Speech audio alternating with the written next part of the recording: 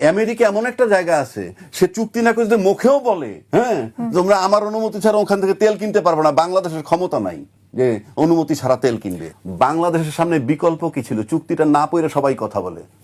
এই চুক্তি আমেরিকাও বাতিল করতে পারে কালকে সকালবেলা। কালকে সকালবেলা যদি আমেরিকা বাতিল করে দেয় তাহলে কি হবে? আপনার লাভ হবে?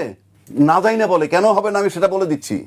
যখনই তিনি চুক্তিটা বাতিল করে দিবেন তখনই আপনার ট্যারিফ গার্মেন্টসের উপরে 19% থেকে 35-এ চলে যাবে। কারণ 35% ট্যারিফ করার পর এই চুক্তির মাধ্যমে ওইটাকে রিডিউস করা হয়েছে। কেউ কেউ আবার এটাও বলে যে সুপ্রিম কোর্ট নাকি, আমেরিকার সুপ্রিম কোর্ট বলছে ট্রাম্প যে সমস্ত ট্যারিফ বাড়াইছিল সেটা বাতিল করে দিচ্ছে। ক্লিয়ার করে দিচ্ছি জাতির সামনে, it is wrong, it is wrong.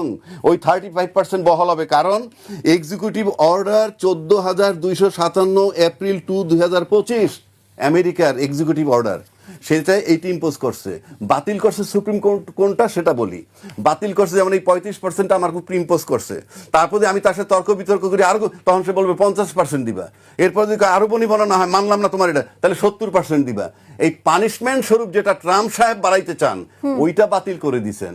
আর এই এক্সিকিউটিভ অর্ডার 35% বহাল। তার এই চুক্তি সাপেক্ষে গার্মেন্টস ট্যারিফ গুলো, গার্মেন্টস প্রোডাক্ট আমার ঢুকবে 19%।